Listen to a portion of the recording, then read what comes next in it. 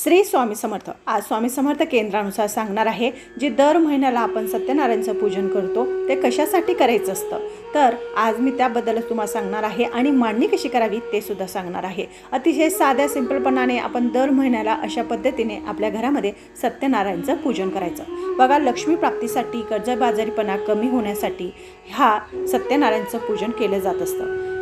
पौर्णिमा ही महालक्ष्मीचं व्रत सुद्धा आहे। पौर्णिमा म्हणजे श्री महालक्ष्मीची सेवा। पौर्णिमा म्हणजे भगवान विष्णू आणि सत्यनारायण व श्री महालक्ष्मी मातेचे पूजन। सेवेचा शुभ काळ ह्या कालावधीमध्ये ही खालील सेवा करावी। श्री माता भगवती आईसाहेब महालक्ष्मीची कृपा अनुभवायला मिळते। घरच्या घरी आज शुभ पुण्यकाली प्रदोषकाळी म्हणजे संध्याकाळी 7:30 प्रदोषकाळ म्हणजे लक्ष्मी येण्याचा वेळ, या वेळेस आपल्याला सत्यनारायणचं पूजन करावं लागतं। श्री सत्यनारायणचं पूजन तसंच बरोबर अगोदर देव्हाऱ्यात शास्त्रीय पद्धतीने पूजन करून स्थापित केलेले श्रीयंत्र, कुबेर यंत्र, रुद्र यंत्र पूजन करावे। ते जर आपल्या घरामध्ये नसतील तर आपल्या देवाची पूजा करावी, ते आपण केलेली असते। पण संध्याकाळी दिवाबत्ती झाल्यानंतर आपल्याला सत्यनारायणची पूजनची मांडणी करायची आहे। दिंडोरी प्रमाणेनुसार तुम्हाला सांगते, शेवा मार्गातील सत्यनारायण पोथीप्रमाणे स्वतःच्या घरी सत्यनारायण पूजा करावी। शिऱ्याचा प्रसाद फक्त घरच्याच लोकांनी खायचा आहे। बाहेर कुणी तुमच्या घरात आलं तर त्याला तो प्रसाद द्यायचा नसतो। तो प्रसाद गव्हाच्या पिठाचा करायचा असतो आणि तो देवाला अर्पण केल्यानंतर आपल्या घराच्याच व्यक्तींनी तो प्रसाद खायचा असतो, कारण की ही 3 सुपाऱ्यांची सत्यनारायणचे पूजन आपण आपल्या घरामध्ये केलेली आहे। किमान 16 वेळेस तरी, म्हणजे आता सेवा तुम्हाला सांगते, किमान 16 वेळेस तरी आपल्याला श्री सूक्ताचं पठण करायचं, नाहीतर 1 वेळेस केलं तरी सुद्धा चालेल। नित्य सेवेच्या पुस्तकामध्ये आहे। बेलाच्या झाडाखाली बसून उत्तर दिशेकडे तोंड करून पठण करता आलं तर अतिपुण्याची प्राप्ती होते, अनंत पुण्य मिळतं, दारिद्र्यता संपूर्णपणे आपल्या घरातली नष्ट होते। जर तुम्हाला शक्य असेल तर तुम्ही 1 वेळेस 16 वेळेस श्री सूक्त बेलाच्या झाडाजवळ बसून करून बघा, अनुभव आपल्याला खूप चांगला मिळतो। श्रीयंत्र पूजन, कुंकुमाचमन म्हणजे आपल्या जी कुलदेवी असते किंवा अन्नपूर्णा माता असते किंवा लक्ष्मी माता असते, याच्यावर कुंकाचा अभिषेक, या कुंकवाचा अभिषेक केल्याने आपल्या घरामध्ये दारिद्र्यता समाप्त होत असते। ललिता सहस्रनाम पठण करायचं, श्रीसूक्ताचं पठण करायचं, श्रीयंत्राचे 5 बोटांनी कुंकू आपल्याला आपल्या देवीवर व्हायचं असतं, हे नामस्मरण करून। तर नामस्मरण तुम्ही श्रीसूक्ताचं करू शकतात, ओम महालक्ष्मी करू शकतात, किंवा तुम्ही 99 मंत्राचं सुद्धा करू शकतात। श्री कुबेर गायत्री मंत्र पठण करत किंवा श्री कुबेर यंत्र पूजन, विविध पूजन करून स्थापित केलेलं करावं। श्रीयंत्र हे दिंडोरीपर्यंत मार्गाचं असावं, दुसरे कुठलेही इथून आपल्याला श्रीयंत्र आणायचं नाही, कारण की दिंडोरीपर्यंत मार्गाने जर आपण स्वामी समर्थ केंद्रामध्ये घेतलं तर त्याच्यावर खूप अभिषेक झालेले असतात आणि ते सिद्ध झालेलं श्रीयंत्र असतं आणि ते आपल्याला लाभकारक ठरत असतं। म्हणून आपल्याला जर तुम्हाला घ्यायचं असेल तर तुम्ही दिंडोरीपर्यंत किंवा स्वामी समर्थ केंद्रामध्ये भेटतं त्या ठिकाणी घ्यायचं आहे। श्री विष्णू सहस्रनामाचं पठण करायचं आहे। आज ह्या दिवशी म्हणजे ज्या दिवशी पौर्णिमा असते त्या दिवशी गीतेतला 15वा अध्याय नक्कीच पठण करावा, व्यंकटेश्वर स्तोत्राचं पठण करावं, 1 माळ श्री विष्णू गायत्री मंत्राचा जाप करावा। याच्याने लक्ष्मी नारायण प्रसन्न होतात आणि आपल्या घरामध्ये अखंड लक्ष्मी स्थिर राहते। बघा, प्रदोष काळात सत्यनारायण पूजन करणे, इतर सेवा पौर्णिमा प्रदोष काळ करावा। घरातील सर्व सदस्यांनी मिळून वेळेप्रमाणे दिलेल्या सेवेपैकी थोडी थोडी सेवा वाटून घ्यावी, म्हणजे आपल्याला जास्त एकट्याला करण्याला जड पडत नाही। सत्यनारायण पूजन करताना श्रीयंत्र, कुबेर यंत्र, रुद्रयंत्र सुद्धा ह्या चौरंगावर मांडावे। या सेवेत लक्ष्मीप्राप्ती, आरोग्य व वस्तूचा शुभता निर्माण होते।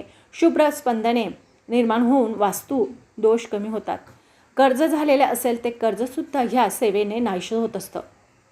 कर्जबाजारीपासून बाहेर पडण्यासाठी श्री लक्ष्मी नारायणाचा आशीर्वाद मिळतो। कष्टास यश मिळू दे असं आपल्याला प्रार्थना करायची आहे आणि श्रीयंत्र आणि ह्या पद्धतीने आपल्याला आपल्या घरामध्ये सत्यनारायणचं पूजन करायचं असतं, जे अतिशय साध्या सिंपलपणाने सांगितलेलं आहे। सत्यनारायण करताना एक चौरंग, त्याच्यावर लाल किंवा पिवळ्या कलरचं कापड, एक कळश घ्यायचा आहे, त्या कलशामध्ये खाली थोडे तांदूळ टाकायचे, त्यात हळद, कुंकू, अक्षदा, 1 सुपारी आणि 1 नाणं, 1 रुपयाचं नाणं टाकायचं आहे। त्याच्यावर 5 पानं टाकायचे, 5 पानं ठेवायचे। 5 पानं ठेवल्यानंतर एक छोटंसं हे ठेवायचं आहे, ताम्हण ठेवायचं आहे. ताम्हण ठेवल्यानंतर त्यावर बाळकृष्णांची मूर्ती अभिषेक करून ठेवायची आहे आणि एक फोटो म्हणजे आपल्याकडं घरामध्ये सत्यनारायणचा फोटो असेल तो फोटो ठेवायचा आहे. 2-2 पाने विड्याची मांडायची आहे कळशासमोर आणि त्यानंतर आपल्याला एक सुपारी, जी पहिली सुपारी आहे म्हणजे आपल्या उजव्या हाताला जी सुपारी म्हणजे डाव्या हाताला जी सुपारी असते तो गणपती बाप्पा असतो. 2 नंबरची जी सुपारी असते ती आपली कुलदेवी असते आणि 3 नंबरची जी सुपारी आहे आपल्या उजव्या हाताला ते वरुण देवता असतात. म्हणून आपल्या घरामध्ये यांची स्थापना झालीच पाहिजे. तर अशा पद्धतीने आपल्याला स्थापना करायची आहे आणि नंतर आपल्याला एक फूल गणपती बाप्पांना खोबरं नारळाचा नैवेद्य अर्पण करायचा. लक्ष्मी आपली जी कुलदेवी आहे ते कुलदेवीचं नामस्मरण करून तिथं साखरेचा नैवेद्य अर्पण करावा आणि ज्या ठिकाणी वरुण देव आहे त्या ठिकाणी साखरेचा किंवा आंबा असेल किंवा एखादं फळ असेल ते तुम्ही अर्पण करू शकतात. आपला जो शंख आहे आपल्या घरामध्ये दक्षिणावती शंख असेल तर त्या दक्षिणावतीची शंखाची सुद्धा पूजा करायची आहे. त्या दिवशी पूजा करायला खूप महत्त्व आहे कारण की दक्षिणावती शंख हा लक्ष्मीकारक असतो आणि त्याची जर पूजा आपण आपल्या घरामध्ये केली तर दारिद्र्याचा नाश होत असतो. बघा आज पौर्णिमा आहे म्हणून मी खीर केलेली आहे. तर 2 पानं ठेवलेले आहेत. आता माझ्याकडे एक्स्ट्रा होते म्हणून मी ठेवलेत.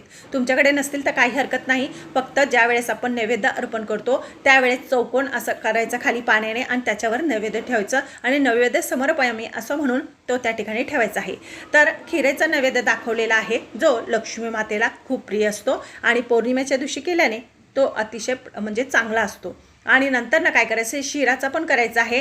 तर शिऱ्याचा सुद्धा आपल्याला प्रसाद करायचा आहे.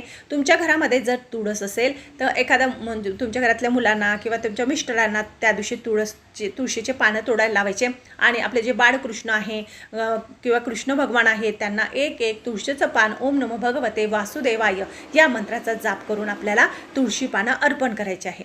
जर अशी पद्धतीने आपल्याला अतिशय साध्या सिंपलपणाने मांडणी करायची आहे आणि ही संपूर्ण मांडणी झाल्यानंतर तुम्ही जे घरातला स्वयंपाक केलेला आहे तो सुद्धा ते दाखवायचा. डाळ भात करू द्या, भाजी चपाती करू द्या, जे काही असेल ते आपल्याला त्या ठिकाणी नैवेद्य बनवून ठेवायचं आणि नंतर ना त्या ठिकाणी बसून तुम्ही 5 अध्याय सत्यनारायणाचे करायचे आहे. 5 अध्याय झाल्यानंतर गणपती बाप्पांची आरती करायची. सगळ्यांनी मिळून म्हणजे घरातल्या सगळ्या लोकांनी त्या ठिकाणी बसायचं आहे. सत्यनारायणचं पूजन करायचं आहे म्हणजे गणपती बाप्पांची आरती करायची आहे. नंतर ना सत्यनारायणाची आरतीसुद्धा त्यात आहे. ती सत्यनारायण प्रभूंची आरतीसुद्धा आपल्याला सगळे मिळून त्या ठिकाणी बोलायची आहे. ते झाल्यानंतर आपल्या घरामध्ये जो नैवेद्य तो तुम्हाला सांगितलं तो दाखवायचा आहे आणि नंतर ना जो प्रसाद आहे जे तुम्ही घरामध्ये केलेला आहे ते सगळे जण मिळून खायचा आहे आणि जो तुम्ही गव्हाच्या रव्याचा शिरा केलेला असेल तो फक्त तुम्ही घरच्याच लोकांनी खायचा आहे. बाहेरच्या लोकांनी हा प्रसाद आपण देऊ नये. बघा हा स्वामी समर्थ केंद्रानुसार अतिशय साध्या सिंपलपणाने केलेली सत्यनारायण भगवानची पूजा आहे जी आपण जर आपल्या घरामध्ये करत आलो दर पौर्णिमेला जर तुम्ही करत आला 12 पौर्णिमाच्या अगोदर तुम्हाला रिझल्ट मिळेल. तुमचं कर्ज फिटायला लागेल, लक्ष्मी प्राप्ती होईल, घरातल्या अडचणी कमी होतील, घरामध्ये सुख समृद्धी नांदेल, घरात कशाचीच कमतरता राहत नाही आणि सत्यनारायणची पूजन या कलियुगामध्ये खूप श्रेष्ठ सांगितलेली आहे, फलदायी सांगितलेली आहे. म्हणून आपल्याला आपल्या विष्णू भगवानांना प्रसन्न करून घेण्यासाठी या सत्यनारायण पूजनचं असं साध्या पद्धतीने पूजन करायचे आहे. नवग्रहाची पूजा सुद्धा असते पण नवग्रहाची पूजा दर महिन्याला आपल्याला करू शकतात पण ही साधी पूजा आहे. जशी नवग्रहाची पूजेला महत्त्व आहे त्याच पद्धतीने ह्या पूजेला सुद्धा तेवढंच महत्त्व आहे.